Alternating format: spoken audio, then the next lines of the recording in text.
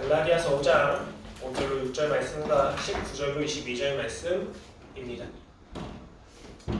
함께 봉독하도록 하겠습니다. 시작. 우리가 성령으로 믿음을 따라 의의 소망을 기다리노니 그리스도 예수 안에서는 할례나 무할례나 효력이 없으되 사람으로서 역사하는 믿음뿐입니다. 19절 말씀입니다.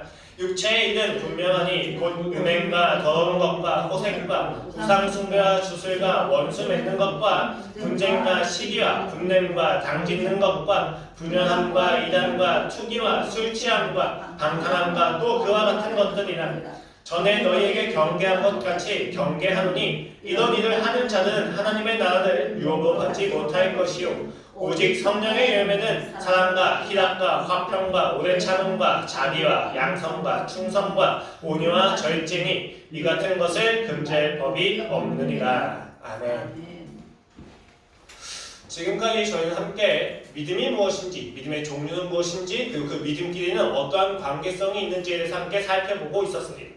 그리고 저번 주부터 믿음의 실제에 대해서 이야기를 하고 있습니다. 제가 여기서 믿음의 실제라고 말씀을 드리는 것은 믿음이 추상적인 것이 아니라 현실적이라는 것을 말씀드리기 위함입니다. 오늘 그 믿음이 나에서는 실제적이라는 것은 무엇을 의미합니까?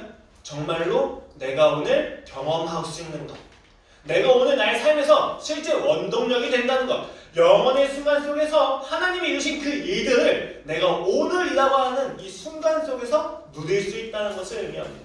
믿음은 결코 추상적이지 않습니다. 교회에서 이야기하는, 그리고 성경에서 이야기하는 믿음이라는 건 반드시 현실 그리고 일상이라고 하는 이곳에서 두 발로 딛고 서는 것을 의미합니다. 그러므로 우리는 믿음을 이야기할 때, 또 그 믿음을 이해할 때 일상이라고 하는 조건 안에서 이해를 해야만 합니다. 그렇다면 일상이라는 조건에서 그 믿음이 실제로 어떻게 적용되고 어떻게 기능하면서 어떻게 누려지면 그 결과로서 어떻게 분별할 수 있는지에 대해서 우리는 어떻게 해야 알 수 있을까요? 그 질문에 대해서 성경은 성령님에 대해서 반드시 이야기를 합니다. 그래서 오늘 설교는 성령님과 믿음이 어떠한 관계성이 있는지, 그리고 그 관계 속에서 그 관계성을 근거로 일상 속에서 누리는 믿음이 무엇인지, 그리고 그 믿음을 어떻게 분별할 수 있는지에 대해서 함께 살펴보고자 합니다. 이 질문에 대해서 오늘 본문은 갈라디아서 5장입니다. 갈라디아서는 지난 설교 때 말씀드렸지만 율법주의들로 인해서 교회에 굉장히 많은 혼란이 빚어지고 있었습니다. 이 율법주의는 단순히 믿음을 부정하는 사람들이 아니라 믿음과 자신들이 주장하는 율법을 동등하게 여기는 사람이었습니다. 거듭나는 순간에 은혜였다라고 이야기하지만 믿음으로 우리가 구원을 받았다. 그러나 이 구원을 이루는 인생 속에서는 율법이 필요하다라고 주장하는 사람들이었습니다. 그들은 믿음을 부정하지 않았습니다. 그렇기 때문에 갈라디아 교회 안에 있는 많은 그리스도인들이 혼란스러웠습니다. 이것은 오늘날도 마찬가지입니다. 당시 갈라디아 교회에게 이야기했던 율법의 대표는 바로 할례였습니다.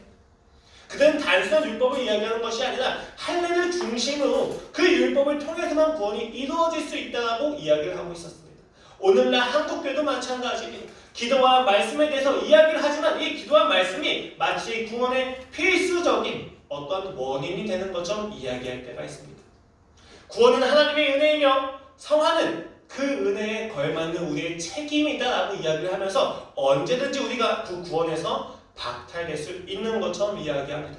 그러나 그들의 입장도 충분히 이해가 됩니다. 성화의 삶에서 인간의 책임을 이야기하지 않는다면 마치 그 성화의 삶에서 방종과 나태함과 신앙의 게으름이 나을 것에 대한 염려와 걱정입니다. 더 나아가서는 그리스도의 십자가 사건에 걸맞는 인생을 살아야 한다는 감격과 책임감일 것입니다. 그러나 여러분, 그러한 진정성 자체가 신앙이 될 수는 없습니다. 신앙생활을 경험하면 경험할수록, 그리고 그 십자가를 직면하면 직면할수록 알게 되는 것은 나의 진정성 자체가 신앙일 수는 없다는 것입니다. 오히려 내 진정성은 그리스도 예수를 십자가에 못 박았다는 사실을 알게 됩니다. 그러므로 중요한 것은 진정성이 아니라 신앙의 방향성입니다. 그리고 그 신앙의 근거는 오직 주 예수 그리스도라는 것에 대한 믿음이라는 것입니다. 그렇다면 바울은 어떻게 대답하고 있는가? 바울은 그러한 모든 혼란에 대해서 오직 믿음이다 라고 갈라디아서에서 대답하고 있습니다. 갈라디아서는 그 믿음이라고 하는 주제를 가지고 세 가지의 구조를 통해서 말씀드린다고 했습니다. 첫 번째는 바울이 자기 자신의 산업권을 변호하는 것입니다. 그 두 번째는 그 변호를 근거로 이심칭의 믿음으로 의롭다함을 얻는다고 하는 거듭남에 대한 이야기를 정확히 논증해냅니다. 그 논증을 근거로 이심칭의 삶을 근거로 믿음을 근거로 어떻게 신자가 살아가야 하는지에 대해서 그가 이야기하기 시작합니다. 오늘 본문은 그 성화의 삶에 대한 그의 권면의 말미에 해당하는 부분입니다. 그리고 그 말미에 해당하는 부분에서는 굉장히 유명한 구절이 있습니다. 바로 성령의 열매에 관한 구절입니다. 그런데 굉장히 흥미로운 것은 19절에서 이야기하는 육체의 일에서 여기 일이라고 하는 명사는 복수입니다. 즉 육체의 일들은 이러하니 라고 이야기하는 거죠. 그리고 22절에서 언급하고 있는 성령의 열매는 복수가 아니라 단수입니다. 복수와 단수를 왜 굳이 대조하고 있는 것인가? 지금 바울은 본문에서 육체와 성령의 결과에 대해서 대조를 하고 있습니다. 근데 이 대조에 그 대조를 더 심화시켜서 단수와 복수라고 하는 것을 가지고 더 심화시켜서 대조하고 있습니다. 여러분 이 본문이 단순히 믿지 않는 다른 사람들한테 이 모든 문맥을 떼어놓고 이야기했다면 바울이 이야기하는 바는 야 성령의 열매가 좋으니까 너희가 육체로 살지 말고 성령으로 살아야 된단다 라고 하는 권면으로 단순하게 이해할 수도 있습니다. 그러나 오늘 본문은 율법주의로 인해서 그 성화의 삶에서 어떻게 살아야만 하는지에 대해서 성화의 삶에서 율법이라는 것을 어떻게 이해해야 되는지에 대해서 혼란을 겪고 있는 갈라디아 교회에게 보냈다는 것을 우리는 기억해야만 합니다. 그러므로 오늘 본문은 단순한 권면이 아닙니다. 오늘 본문의 내용은 율법을 신자가 지키는 삶 가운데에서 어떤 열매들을 통해서 내가 율법을 지키고 있는지에 대해서 분별할 기준으로 제시하고 있다는 것입니다. 이 이야기를 조금 더 깊이 살펴보도록 하겠습니다. 가장 먼저는 성령님과 믿음이 어떠한 관련성이 있는지에 대해서부터 시작해야만 합니다. 왜냐하면 지금까지 저희는 믿음에 대한 설교를 했습니다. 믿음을 함께 배웠습니다. 그런데 갑자기 성령님이 왜 등장하는가? 또 지금 오늘 본문은 믿음의 열매가 아니라 성령의 열매입니다. 그런데 왜 굳이 믿음이라고 하는 주제 안에서 성령의 열매를 살펴보는가에 대해서 우리가 좀 깊이 이해할 필요가 있기 때문입니다. 갈라디아서 5장의 구조를 조금 이해하신다면 이 믿음과 성령이 불가분의 관계라는 것을 알게 될 것입니다. 이심칭의 교리를 이야기하기 전 바울은 자기를 변호하고 이심칭의 교리를 이야기합니다. 그리고 그 이심칭의 근거로 성화의 삶을 이야기합니다. 그리고 그 성화의 삶에서 그 성화의 삶을 5장에서 6장 10절까지 이야기하는데 사실 이 성화의 삶에 대한 그의 권면은 세 가지의 구조로 나누어져 있습니다. 1절부터 12절, 그리고 13절부터 24절, 그리고 25절부터 6장 10절까지의 내용입니다. 각각의 구조는 굉장히 치밀한 논리적인 구조를 가지고 있는데 이 부분을 갈라디아 교회가 했었을 법한 질문을 전제로 해서 함께 살펴보도록 하겠습니다. 갈라디아 교인들이 이렇게 묻는 것입니다. 최근 교회 안에서 성화의 삶에서 할례를 주장하는 자들이 등장하고 있습니다. 그렇다면 우리는 이 성화의 삶에서 이 할례를 어떻게 대해야만 합니까? 우리는 모두 할례를 받아야만 하는 것입니까? 라고 바울에게 묻습니다. 바울이 대답합니다. 1절 말씀입니다. 그리스도께서 우리를 자유롭게 하시려고 자유를 주셨습니다. 자유의 목적이 있다는 것을 먼저 진술합니다. 교리에 대한 이야기를 합니다. 그리고 이야기합니다. 그러므로 굳건하게 서서 다시는 종의 멍에를 매지 말라. 지금 할례에 대한 이야기를 바울은 종의 멍에를 매지 말라고 이야기합니다. 그것을 이야기하는 근거는 그리스도께서 우리에게 목적이 있는 자유를 주셨다는 것입니다. 그는 율법이 아니라 율법주의에 대해서 이야기하고 있다는 것을 우리는 기억해야만 합니다. 2절 말씀입니다. 보라, 나 바울은 너희에게 말하노니 너희가 만일 할례를 받으면 그리스도께서 너희에게 아무 유익이 없으리라. 율법 4절입니다. 율법 안에서 의롭다함을 얻으려 하는 너희는 그리스도에게서 끊어지고 은혜에서 떨어진 자로다. 바울은 율법이 잘못됐다고 이야기하지 않습니다. 5장 전반을 보시면 율법이라고 이야기하지 않고 다 율법 안에서 의롭다 하려는 자 혹은 할례를 주장하는 자 할례라고 이야기하면서 그 율법주의에 대한 이야기를 하고 있습니다. 무슨 이야기입니까? 율법을 지켜야만 합니까? 라고 했을 때 아니 너희는 그 율법을 통해서 의롭다 하려고 하는 자들의 말을 듣지 말라고 이야기하면서 12절에서 이렇게 이야기합니다. 너희를 어지럽게 하는 자들은 스스로 베어버리기를 원하노라. 굉장히 재미있는 언어 유희입니다. 하려는 건 나를 잘라버린다는 것을 의미합니다. 문자적으로도 자르다의 의미가 있습니다. 그래서 바울은 너희에게 할례를 권하는 자들에게 그 할례를 권하는 자들을 잘라버려라라고 이야기하는 것입니다. 율법주의는 결코 받아들일 수가 없다는 사실에 대해서 1절부터 12절까지 이야기를 하는 것입니다. 그러자 갈라디아 교인들이 묻습니다. 그렇다면 우리는 율법을 지켜야만 합니까? 아니면 이 율법을 어떻게 대해야만 합니까?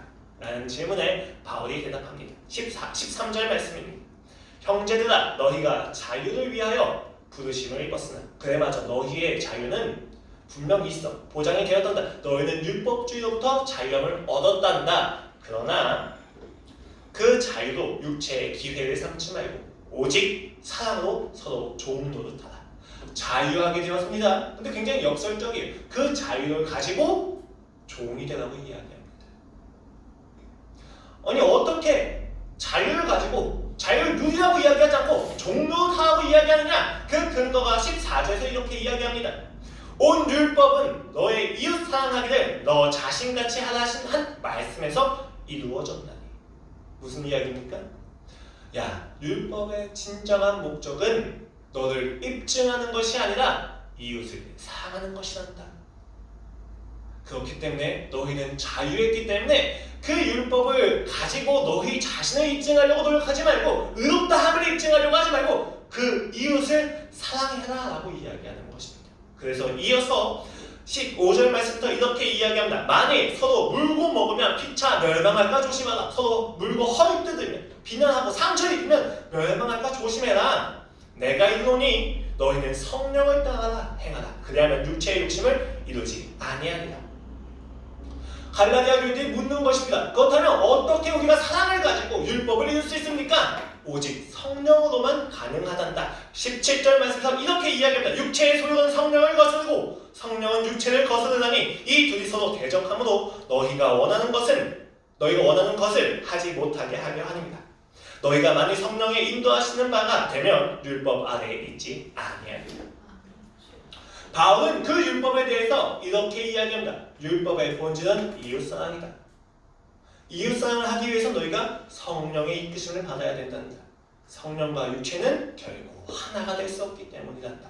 라고 이야기하는 것입니다. 그렇다면 그 율법을 따라서 성령을 따라서 율법을 지킨다는 것은 무슨 의미입니까? 에 대한 질문에 대해서 24절에서 이렇게 이야기합니다. 그리스도 예수의 사람들은 육체와 함께 그 정욕과 탐심의 십자가에 못 박았느니라. 만일 우리가 성령으로 살면 또한 성령으로 행할지니 라고 이야기하면서 6장에서 이웃과의 관계에 대한 실질적인 권면을 이야기합니다. 이렇게 바울은 5장부터 6장 10절까지 성령으로 율법을 지키는 것이 왜 중요하고 그것이 어떻게 이루어지는지에 대해서 이야기를 하고 있습니다. 그리고 오늘 본문은 성령으로 율법을 지켜야 된단다 라고 하는 것의 말미에 해당합니다. 너희가 율법을 성령으로 지킨다면 이러한 결과가 나올 거란다 라고 하는 부분입니다. 그렇다면 이곳에서 왜 믿음이 나옵니까? 갑자기 믿음이 왜 등장하는 것입니까? 여러분, 할례를 성화의 수단으로 여기는 자들에게 바울은 할례를 잘라버려라 라고 이야기합니다. 할례를 권하는 자들 너희에서 베어버려라 라고 이야기하면서 너희는 오로지 사랑으로 율법을 행해야 되며 그것은 성령으로 가능하단다 라고 이야기를 합니다. 왜냐하면 지금 바울은 율법을 중심에 두고 육체와 성령을 대조하고 있기 때문입니다. 이것이 무엇을 의미하느냐? 간단합니다.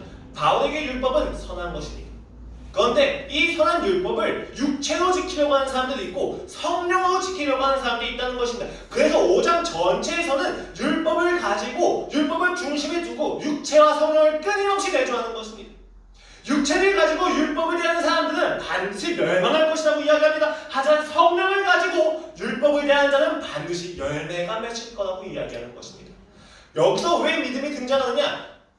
율법주의자들은 율법을 가지고 자신의 의를 입증하기 위해서 율법을 사용합니다. 이들의 목적은 자신의 의입니다.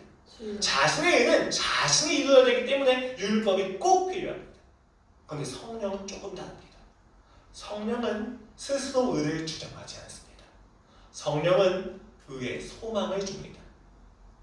내가 이루는 게 아니에요. 그래서 5절 말씀에서 의의 소망에 대해서 언급하는 것입니다. 자신의 의가 아니라 내가 옳게 되기 위해선 내가 아니라 하나님이 필요합니다 라고 하는 소망이 생기는 거예요. 근데 그 소망은 나의 율법을 이루는 것이 아니기 때문에 신자는 성령을 통해서 하나님을 보고 그 하나님께서 나의 삶에서 의를 이루셨다는 것에 대해서 믿음으로 반응하는 것입니다. 그 믿음으로 반응하는 것 때문에 오늘 바울은 믿음을 강조할 수밖에 없습니다. 그래서 6절 말씀에서 사랑의 역사는 믿음이라고 이야기하는데 그 믿음을 가지고 있어야만 성령의 열매가 나타난다는 것을 알고 있기 때문입니다. 교리적으로도 그렇습니다. 성령이 우리의 삶에 임합니다. 그리고 그 인간 안에서 조명을 했습니다. 무엇을 조명하냐? 인간의 진정성이 얼마나 비참한지를 조명해줍니다. 인간이 가지고 있는 자신의 의가 얼마나 하찮고 초라한지를 이야기해줍니다. 너희의 진정성과 노력과 열심을 가지고는 어떤 의도 이룰 수 없다는 것을 알려줍니다. 그 앞에서 인간은 끊임없이 절망합니다. 그러나 성령은 동시에 너희가 할 수 없는 그것을 오직 예수께서 이루셨다는 것을 보여줍니다. 예수에 대해서 소망을 가지는 겁니다. 성령을 통해서 자신의 초라함과 절망됨을 아는 동시에 예수 그리스도의 위대함과 놀라움을 알게 된다. 이때 신자의 마음에 믿음이 발생하는 것입니다. 나는 이 아프고 절망스러운 곳에서 단어가 안 나오네요. 이 비참한 곳에서 오직 예수님만이 나를 구원해 줄 수 있습니다 라고 하는 믿음이 발생한다는 것입니다. 이렇게 믿음이 발생했을 때 우리는 믿음으로 살아가게 됩니다. 이때 무엇이 생깁니까? 바로 열매가 발생하는 것입니다. 입이 아니라 열매가 발생하는 것입니다. 성령으로 율법을 이루라고 하는 그의 이야기는 믿음으로 율법을 이루라는 것과 똑같은 이야기입니다. 율법주의와 믿음이 대비되고 있는 거예요. 육체와 성령이 대비되는 것처럼 율법주의와 믿음이 대비되고 자기의 의와 의의 소망이 대비되고 있는 것입니다. 왜 굳이 성령을 가지고 율법을 지켜내야만 하는가? 너무 간단하지만 여러분, 율법은 영원합니다. 율법은 폐기되지 않습니다. 그것은 하나님 나라에서도 동일하게 적용됩니다. 그러나 그 율법이 영원하다면 영원하지 않은 육체를 가지고 지켜야 됩니까? 영원하신 성령님으로 지켜야만 합니까? 너무 간단한 결론이에요. 그래서 5장 8절에서는 이렇게 이야기합니다. 자기 육체를 위하여 심는 자는 육체로부터 썩어질 것을 거두고 성령을 위하여 심는 자는 성령으로 영생을 거두니라. 이것은 단순히 생물학적인 생명에 대해서 이야기하는 것이 아니라 우리의 영혼의 생명에 대해서 이야기하고 있는 것입니다. 내가 율법주의의 관점을 가지고 육체를 가지고 율법을 지켰을 때에는 반드시 그 율법, 즉 자기의 의가 무너지는 결과를 바라보게 됩니다. 그 근거가 육체이기 때문입니다. 그러나 성령을 지켰을 때에는 어떤 것도 막을 수 없고 어떤 것도 절망시킬 수 없는 내 안에 인격이 맺힌다는 것입니다. 바울은 결국 성령을 통해서 믿음의 삶을 이야기하고 있습니다. 즉 성령의 열매라고 이야기하면 우리는 믿음의 열매라는 것을 이해해야만 합니다. 성령의 열매는 믿음으로 율법을 지켰을 때 나오는 결과라는 이야기입니다. 그렇다면 육체의 의들이라고 이야기하면 무엇이냐? 율법들을 가지고 살아가는 삶에서 나타나는 병폐들을 이야기하는 것입니다. 이 안에서 갈라디아 교인들이 묻는 거예요. 바울이 이야기한다. 야, 너희는 성령을 가지고 율법을 지켜야 된다 라고 하니까 갈라디아 교인들이 묻습니다. 그렇다면 우리가 율법을 지키는 이것이 성령으로 지키는지 율법으로 지키는 건지에 대해서 육체로 지키는 것인지에 대해서 어떻게 분별할 수 있습니까? 라고 묻는 것입니다. 그들의 질문은 굉장히 합리적입니다. 그들은 신앙을 시작해서 꽤 연륜에 있는 사람들입니다. 여러분 생각해 보십시오. 신앙은 주장이 아닙니다. 내가 하나님을 주장한다고 해서 신자가 되는 것이 아닙니다. 내가 성령을 주장했다고 해서 성령의 율법을 지키고 있는 것이 아니라는 것입니다. 그래서 갈라디아 교인들이 묻는 것입니다. 나의 진정성과 나의 수장을 가지고는 내 신앙이 입증이 될 수 없어서 두렵습니다. 바울 선생님, 어떻게 하면 내가 성령으로 율법을 지키고 있다는 것을 구별할 수 있습니까? 라는 질문에 바울이 대답한 것이 바로 오늘 본문입니다. 먼저는 일과 열매를 대비시킵니다. 육체는 일이라고 하는 결과를 낳고 성령은 열매라고 하는 결과를 낳습니다. 왜냐하면 육체는 스스로 이루어야 하기 때문입니다. 육체는 자신의 의를 자신의 방법과 자신의 수단과 자신의 때를 가지고 이루어야만 하기 때문입니다. 자신의 숭고함을 입증하기 위해서 그들은 금식했습니다. 자신의 청렴함을 입증하기 위해서 그들은 광장에 나가서 엎드렸습니다. 자신의 억울함을 풀기 위해서 그들은 매진에서 말씀을 읽었습니다.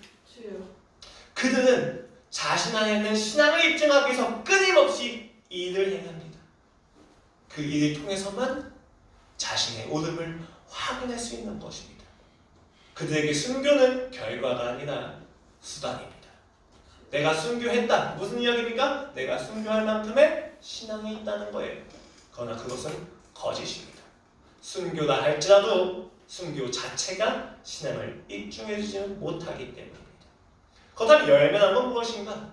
열매는 지극히 관계적인 단어입니다. 나뭇가지가 나무에 붙어 있어야만 열매를 맺습니다. 그러나 여러분, 이것이 나뭇가지가 나뭇가지로서의 역할을 하지 않는다는 것은 아닙니다. 나뭇가지는 나뭇가지의 역할을 전력을 다해서 수행합니다. 그러나 그 나뭇가지의 열매가 맺는 건 결국 그 나뭇가지가 나무에 붙어 있어서 그 나무의 뿌리로부터 오는 생명력을 받아서 열매를 맺게 된다는 거예요. 성령의 열매라고 하는 이유가 무엇입니까? 그들이 하나님에게 붙어 있어야만 나타나는 열매와 결과들이 있다는 것입니다. 그것은 매우 관계적입니다. 그래서 그는 일과 열매를 구별하는 것입니다. 율법을 육체로 지키는 자들은 율법을 일로 행합니다. 율법을 성령으로 지키는 자들은 자신이 이 율법을 통해서 의롭다함을 얻는 것이 아닌 것을 알기 때문에 이 율법을 통해서 더욱 하나님과 의존하게 됩니다. 그리고 하나님과 관계를 하면 할수록 하나님을 닮아가게 됩니다. 여러분, 이것은 상당히 중요한 부분이에요. 오늘 이 성령의 열매를 마치 율법을 이룰 수 있는 것처럼 권면하시는 분들이 계십니다. 사랑을 이뤄라, 희락을 이루어라. 여러분, 그러나 이것은 하나님과의 관계에서 맺힌 자연스러운 열매라는 것을 기억하셔야만 합니다. 아멘. 율법을 가지고 하나님과 관계한다는 것은 여러분, 내가 율법을 지켜야만 하나님과 관계가 된다는 이야기가 아닙니다. 내가 그 율법을 행하지 못했을 때, 나의 삶이 절망스러울 정도로 보였을 때, 그 율법을 기준으로 보았을 때 내가 마땅치 않을 때에도 하나님과 관계한다면 우리는 율법을 가지고 성령으로 지키고 있는 것입니다. 율법의 본질은 주 예수 그리스도를 사랑하는 것이기 때문입니다. 그렇다면 그는 왜 굳이 육체의 일을 복수로 이야기하고 성령의 열매는 단수로 이야기했는가?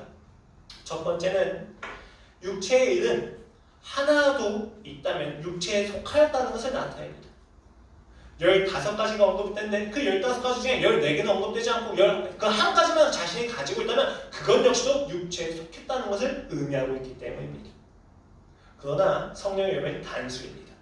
무슨 이야기입니까? 한 가지라도 언급된 것이 없다면 성령을 행한 것이 아니라는 것을 의미합니다. 굉장히 엄격하신 하나님입니다. 타협이 없으십니다. 그러나 여러분, 이것이 우리를 절망하지 않게 하는 이유는 무엇입니까? 우리가 신앙을 주장하는 근거는 내 안에 몇 개의 열매가 맺혔느냐가 아니라 그 모든 열매를 맺으신 주 예수 그리스도께서 계시기 때문입니다. 우리는 하나님 앞에 완벽함을 가지고 나아가지 않습니다. 왜냐하면 그 완벽함은 예수님이 이루셨기 때문입니다. 그래서 우리는 예수님을 더 믿는 것으로 나아가는 것입니다. 그래서 24절에서 이렇게 이야기합니다. 그래서 예수의 사람들은 육체와 함께 그 정욕과 탐심의 십자가에 못 박았느니라. 이미 못 박아서 더 이상 있을 수 없다는 것을 이야기합니다. 이것이 바로 율법을 행할 때 우리가 살펴봐야만 하는 내용들입니다. 내가 그 율법을 지키면서 어떠한 열매들이 나타나는가, 내가 일에 함몰되는가, 아니면 그 관계 속에서 나타나는 열매, 인격의 열매가 생겨납니다. 조금 더 깊이 나아가겠습니다. 사실 바울은 성령님과 관계에서 굳이 열매라고 하는 단어를 쓰지 않아도 괜찮습니다. 왜냐하면 그는 고린도 전서를 보면 열매라고 하는 단어 대신에 은사라고 하는 단어를 굉장히 많이 언급하기 때문입니다. 그러나 여러분, 은사와 열매는 정확히 다릅니다. 은사는 단서도 표현이 되고 복수도 표현이 되는데, 왜냐하면 은사라고 하는 것은 신자가 교회를 세우는 중요한 수단으로서 해야 할 기능이기 때문입니다. 신자가 그 은사를 받았다고 하면 그 은사를 가지고 교회를 세워나가는 것입니다. 은사는 하나의 일입니다. 그러나 열매는 기능이 아니라 결과입니다. 관계에서만 맺어지는 결과입니다. 그렇기 때문에 그는 열매를 단수로 사용하면서 은사와는 구별해서 이야기하는 것입니다. 바울은 이렇게 이야기합니다. 율법이 무엇이냐? 형제들아, 너희가 자유를 위하여 부르심을 입었으나 그러나 그 자유를 육체의 기회를 삼지 말고 오직 사랑으로 서로 종노릇하라. 온 율법은 너의 이웃 사랑하기를 너 자신같이 하라 하신 한 말씀에서 이루어졌나니, 사랑에서만 율법이 이루어질 수 있다는 거예요. 바울이 생각하는 율법은 관계성입니다. 일이 아니에요. 업무가 아닙니다. 목적이 아닙니다. 율법은 관계성입니다. 그래서 그는 은사와 열매를 구별해서 이야기하는 것입니다. 이것은 이러한 것을 함축해서 의미합니다. 여러분, 성령의 열매를 단수로 이야기하는 결국 목적은 이것입니다. 은사는 다양합니다. 신자는 여러 가지 일을 할 수 있습니다. 하나님을 알게 돼서 여러 가지 은사를 가지고 각자의 역할에 따라서 일을 할 수가 있어요. 그러나 어떤 일을 하든지 간에 열매는 맺혀야 됩니다. 어떤 일, 어떤 역할을 하든지 간에 성령의 열매, 사랑과 희락과 화평과 오래 참과 자비와 양성과 충성과 오리와 절제라고 하는 열매는 반드시 맺혀야 된다는 것입니다. 내가 14만 4천 명을 전도한다 할지라도 아무런 유익이 되지 못한다는 것은 그 14만 4천 명을 전도하는 것이 아니라 그 전도의 과정 속에서 열매가 맺힌다는 것입니다. 중요한 것은 열매입니다. 어떤 일을 했느냐가 아니라 내 안에 어떤 열매가 맺혔느냐는 것입니다. 하나님은 항상 모든 순간 예외 없이 세상이 아니라 나라고 하는 개인을 보십니다. 일이 아니라 내가 목적이십니다. 내 안에 얼마나 하나님을 닮은 인격들이 나타나고 있느냐는 것입니다. 홍해가 앞에 있습니다. 율법은 분명합니다. 홍해를 건너다. 그 율법을 자신의 의로 지키려고 하는 사람은 그 앞에서 조각배를 만들고 넘어가려고 할 것입니다. 혹은 그 앞에서 절망해서 도망갈 것입니다. 그러나 모세는 달랐습니다. 모세는 홍해 앞에서 그리고 이스라엘 백성을 뒤에 두고 하나님을 보았습니다. 자신이 할 수 없다는 것을 알고 있었습니다. 그 안에서 하나님이 무엇을 행하실지를 보았습니다. 그러나 하나님께서 이야기하신 건 지팡이를 앞으로 내밀어라. 그 순간 모세의 마음에는 열매가 맺힙니다. 담대함입니다. 너희는 모두 다 좋은 예다. 너희는 모두 가만히 서서 하나님께서 이제 행하실 일을 보라. 담대함입니다. 아내와 싸웠습니다. 아내 너무너무 사랑하라고 하는 율법이 있습니다. 죽음까지 불사하고 사랑하고 이야기하고 있습니다. 이 율법을 내 육체로 지키려고 한다면 지금 당장 기분이 나쁜 아내를 책상 앞으로 끌고 와서 토론과 논쟁을 통해서 내가 얼마나 옳은지에 대해서 입증하려고 노력할 것입니다. 내가 너를 얼마나 사랑하는지에 대해서 강요하려고 할 것입니다. 율법은 나의 방식으로 이루는 것입니다. 그러나 그가 하나님을 안다면 아내는 지금 당장 이야기할 수 있는 상황이 아니라는 것을 알고 그 사랑을 절제할 것입니다. 나의 방법이 아니라 하나님의 방법이 무엇인지를 묵상하면서 사랑의 절제를 배워나가는 것입니다. 당장 풀어야, 당장 그 갈등을 풀어야 적성이 풀리는 내 사랑의 방법을 잠시 중단하고 기다리는 것을 배우는 것입니다. 한 집사님께서 믿지 않는 남편이 예수님을 믿는 걸로 속아서 결혼을 했습니다. 실제 이야기입니다. 그분이 10년을 넘게 기도했습니다. 그리고 그 집사님은 여전히 핍박을 받으면서 교회를 다니고 계시는 분입니다. 그분에게 물었습니다. 집사님의 기도는 응답되었습니까? 10년 동안 기도했는데 응답이 된 것이 맞습니까? 그 순간 집사님이 굉장히 현명한 대답을 했습니다. 우문현답이었죠. 응답했단다. 아니 남편을 믿지 않는데 어떻게 응답됐다고 이야기할 수 있습니까? 내 안에 그 남편을 대하면서 얼마나 많은 인격의 열매가 맺혔는지 나는 이제 오래 참음을 알고 절제를 알고 자비를 알게 되었단다. 여러분 그 남편이 지금 예수님을 믿을까요? 아직도 믿지는 않습니다. 그러나 그 남편이 조금씩 교회에 관심을 가지고 있습니다. 이것이 왜 중요하냐? 내 안에 인격의 열매가 맺혔다는 건 반드시 하나님께서 남편에게 역사할 거라는 것에 대한 증거가 되기 때문입니다. 그래서 그 집사님은 그 하루하루를 기쁨으로 이겨나갈 수 있었던 것입니다. 여러분 신자에게 열매는 매우 중요합니다. 왜냐하면 신자는 어떤 일을 이루었느냐가 아니라 그 일을 이루는 과정에서 어떤 열매가 맺혔는지가 더 중요하기 때문입니다. 내가 어떤 하나님을 알았는지가 더 중요하기 때문입니다. 여러분 성령의 열매는 곧 믿음의 열매입니다. 제가 이야기하는 이 믿음의 열매는 초월적인 무언가가 아닙니다. 우리가 믿음을 확인하기 위해서는 어떤 초월적인 사건이 해결되어야만 하는 것이 아닙니다. 믿음이란 건 상당히 일상적인 것입니다. 많은 사람들이 믿음이라고 하는 단어를 들으면 홍역을 가르는 수단, 여기고성을 무너뜨리는 수단으로서 이해를 하고 있습니다. 하지만 나의 인생의 여정에서 믿음이라는 것, 내 앞에 있는 장애물을 뚫고 지나가기 위한 특별한 무언가가 아닙니다. 오늘 매일매일 하루하루 살아가게 하는 하나님의 은혜입니다. 물론 홍해 앞에서도 여기고성 앞에서도 믿음은 필요합니다. 그러나 여러분 홍해를 백날 갈라보십시오. 내가 사랑하는 남편 혹은 아내 사이에 있는 자기 사랑이라고 하는 그 드넓은 바다를 가는 적이 없다면 홍해를 가르는 믿음이 무슨 소용입니까? 여리고성을 무너뜨리기 위해서 목이 상해라 열심히 기도하고 부르짖고 함성을 질러 보십시오. 당장 내 옆에 있는 부부에게, 아내에게, 남편에게 사랑한다고 속삭이지 못한다면 그것이 무슨 믿음입니까? 믿음은 초월적이기 전에 일상적입니다. 일상에서 시작된 믿음이 놀라운 초월까지 이르는 것입니다.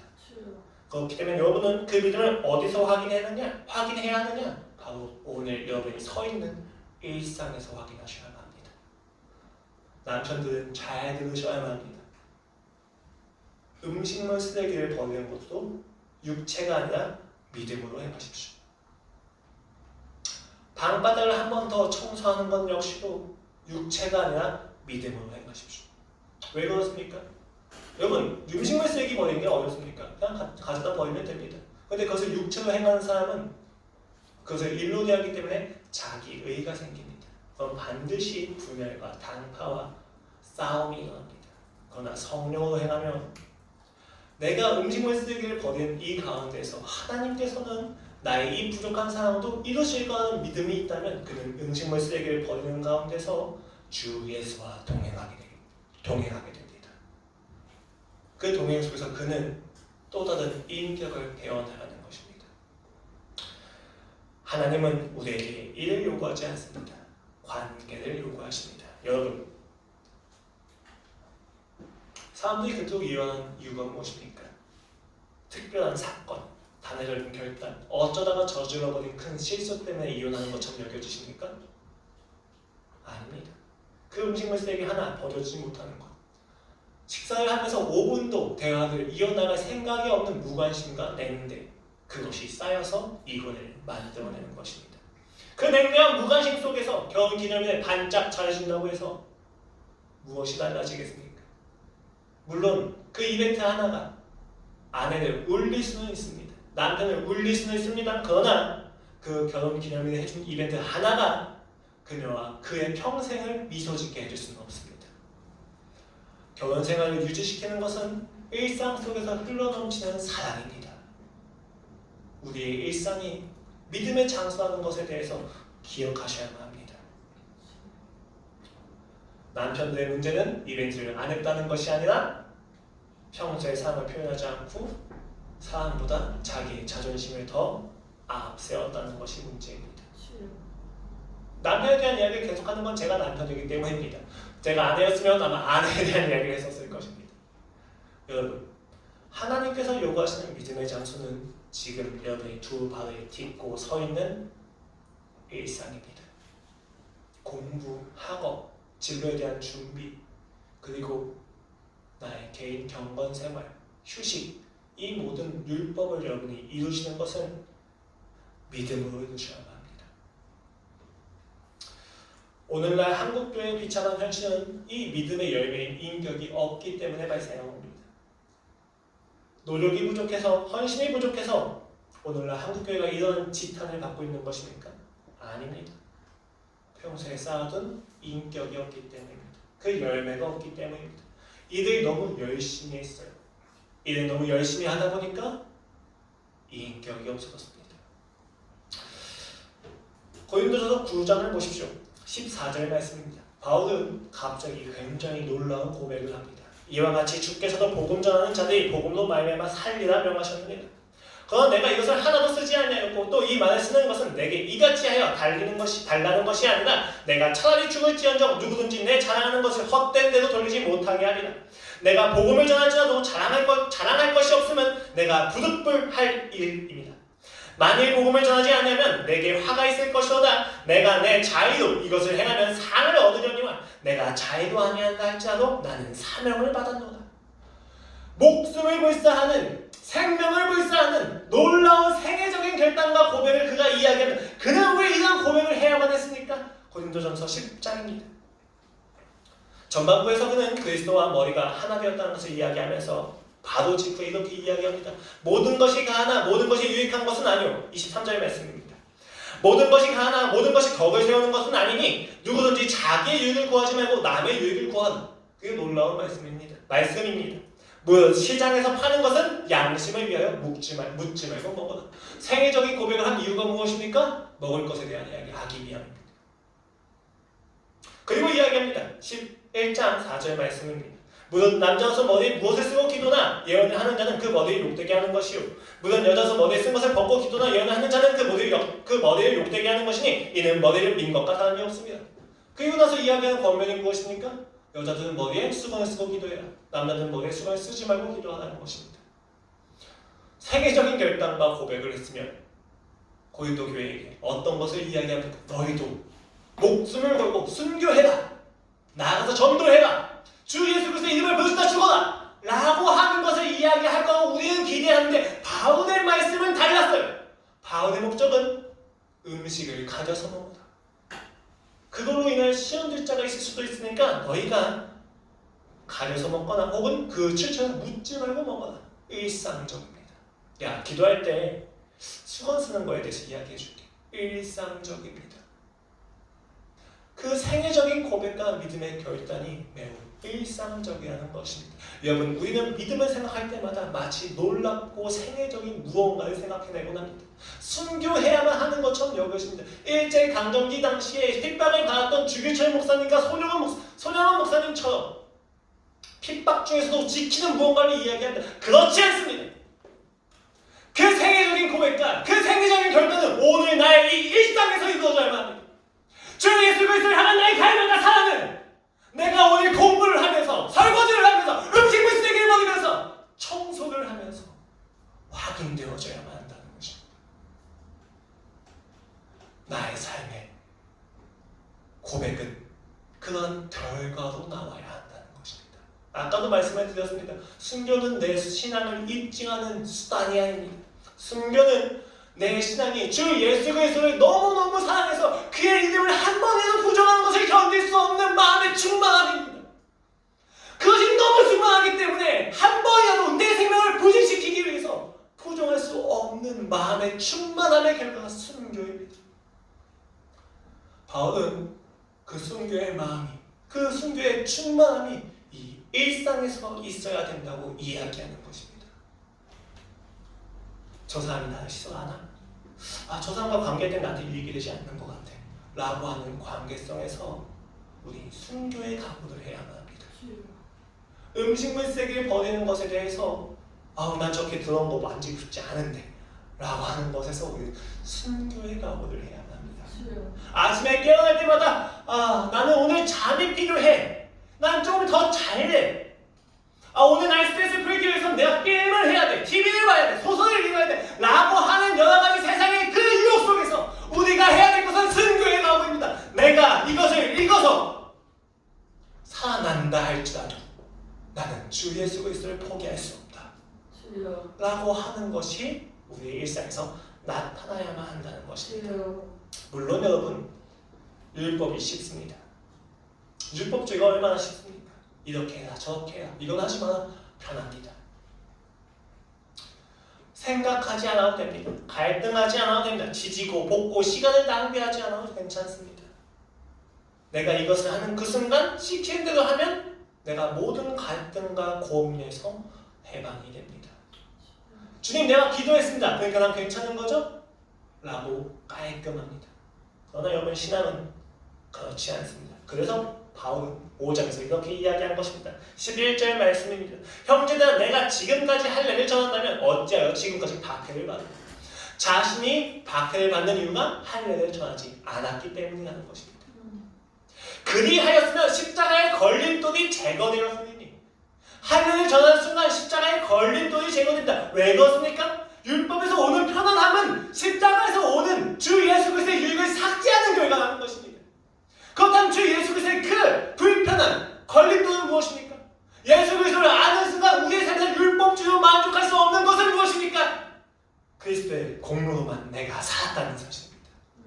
인간은 모든 결과에 자신이 원인으로 제공이 되어야 만족하는 성향이 있습니다. 주여. 십자가는 그것을 부정합니다. 너의 노력은 안 돼. 오로지 주 예수 그리스도의 노력과 헌신만이 이를 이룰 수 있단다. 그것이 걸림돌이라는 것입니다. 그것은 내가 어떻게 얻을 수 있습니까? 라고 하는 질문에 성경이 들어는 관계성입니다. 예수를 만나라. 주 예수의 이름을 불러라. 그와 네가 만나서 함께 식사를 해야 된단다. 문을 두드리면 열어줘야 한단다. 인격입니다. 관계성입니다. 주여. 예수님을 더욱더 알아가는 것입니다. 예수님을 더욱더 사랑하는 것입니다. 그것만이 신자의 희망이며 본질이라고 이야기하는 것입니다. 그래서 율법주의는 안 되는 것입니다. 그러나 율법은 부정되는 것이 아닙니다. 여러분, 율법을 성령으로 지키라는 것입니다. 쉽게 이야기하겠습니다. 율법을 주 예수 그리스도를 더욱더 사랑하기 위해서 지키라는 것입니다. 지키든 지키지 못하는지 간에 그것을 기준으로 두어서 그 기준을 가지고 나의 삶을 살아갈 때 주 예수를 어떻게 하면 살아갈 수 있을까라고 하는 마음의 방에서 바뀌어야 된다는 것입니다. 내가 그것을 지켰다면 지키는 대로 주여 이것을 지킬 수 있는 힘을 주셔서 감사합니다. 내가 그것을 지킬 수 없었다면 주여 내가 이것을 지킬 수 없는 나의 미안함과 가혹함을 어떻게 해야 합니까? 예수로 나아가야 한다는 것입니다. 아멘. 예수로 나아가야만 한다는 것입니다. 아멘. 그래야만 율법을 진정한 의미로 지킬 수 있다는 것입니다. 그래서 23절 끝에서는 성령의 예배를 이야기하고 나서 이와 같은 것을 금지할 법이 없다고 이야기합니다. 주여. 여기 이야기하는 법은 힘과 세력으로서의 법이 아니라 율법, 노모스를 이야기합니다. 이와 같은 열매를 금지할 율법이 없다. 무슨 이야기입니까? 너희가 율법을 지키면 지킬수록 생겨야 되는 건 바로 이러한 열매란다. 주여. 분열과 다툼과 우상숭배와 주속이 아니라 너희가 율법을 지키면 지킬수록 그 구약에 있는 율법을 지키면 지킬수록 너희가 할례를 행함으로써 나아가야 될 열매는 사랑과 희락과 화평과 오래 참음과 자비와 양성과 충성과 온유와 절제라고 하는 열매란다 라고 이야기하고 있다는 것입니다. 율법을 행하십시오. 주여. 믿음으로. 어떤 믿음입니까? 내가 이룬 것이 아니라 그리스도께서 이루셨다고 하는 믿음으로 지키셔야만 한다는 것입니다. 말씀을 정리하겠습니다.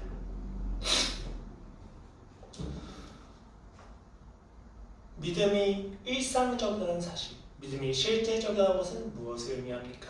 믿음은 현실적이라는 것을 의미합니다. 이것을 살펴보기 위해서 갈라디아서 5장을 살펴보았습니다. 5장을 살펴보는 처음에 우리는 믿음과 성령의 관계를 이야기했습니다. 그런데 바울은 갈라디아서 5장에서 율법을 중심으로 성령과 육체를 대비하고 있습니다. 그리고 믿음이라는 것은 성령이 의의 소망을 보여줬을 때 생기는 당연한 결과, 반응입니다.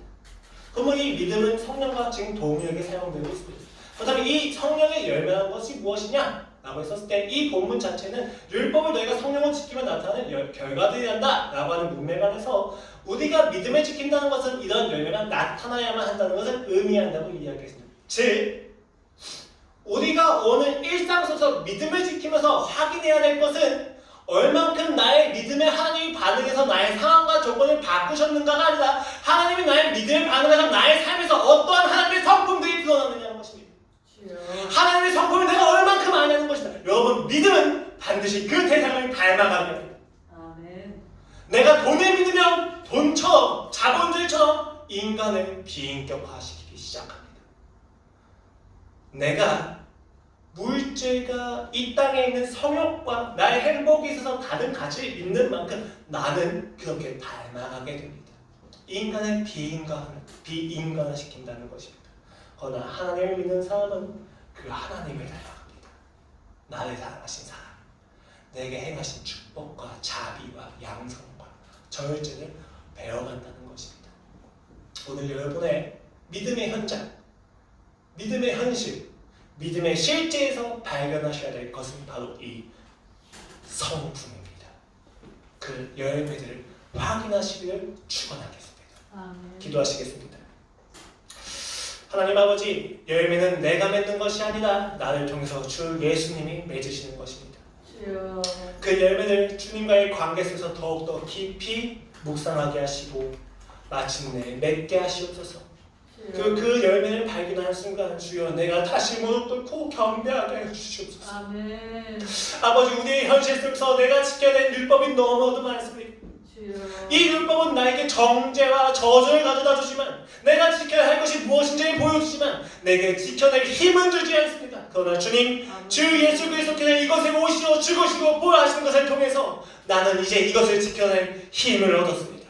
이제 내가 주 예수께 붙어있기 때문입니다. 주여 이 율법을 주 예수와 함께 지켜내게 하여 주시옵소서. 아멘. 그리하여 이 가운데에서 내가 그 열매들을 확인하게 하여 주시옵소서. 아버지 아멘. 우리의 일상을 하찮게 여기게 하지 마시고 우리의 일상을 우상이 되게 하지 마시고 우리의 일상이 하나님을 알아가는 수단이 되게 하여 주시옵소서. 아멘. 감사하며 주 예수 그리스도의 이름으로 기도하였습니다. 아멘. 설교를 마쳤습니다. 기도하시고 예배를 마무리하시기 바랍니다.